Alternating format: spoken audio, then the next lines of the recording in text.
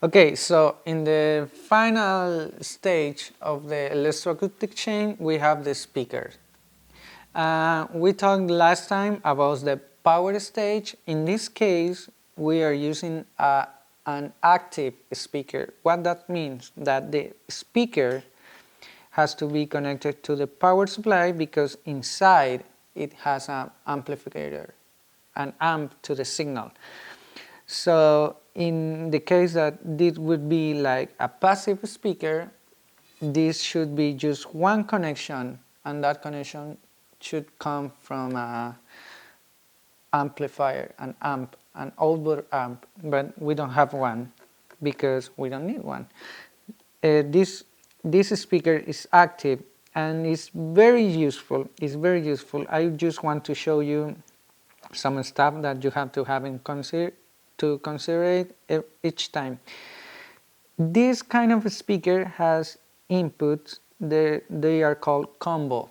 That you can connect an XLR cable and a plug cable. That kind of connection wherever you need. So. And at the same time, you can change the impedance and the input signal that you are connecting here, because this has their own amp. So for example, I can just connect here a microphone directly without a board, without a mixer. But I should change the sensitivity of the connection here.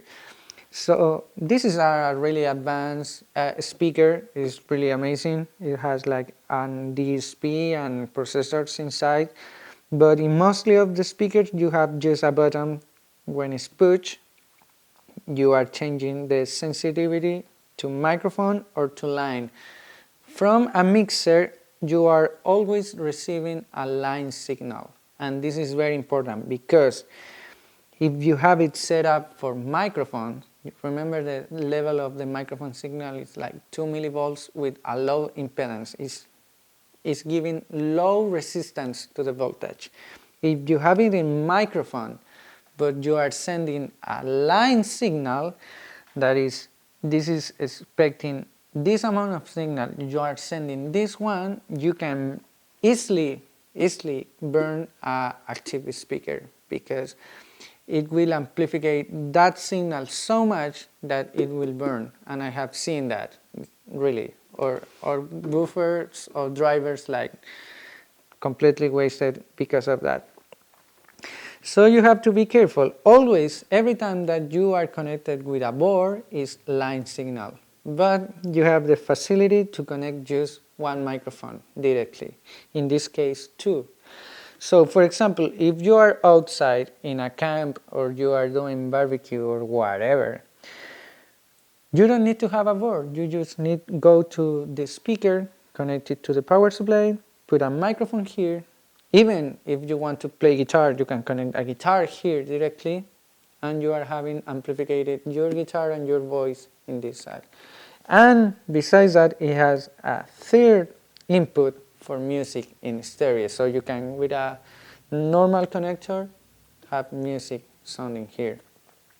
So this is kind of a mixer inside.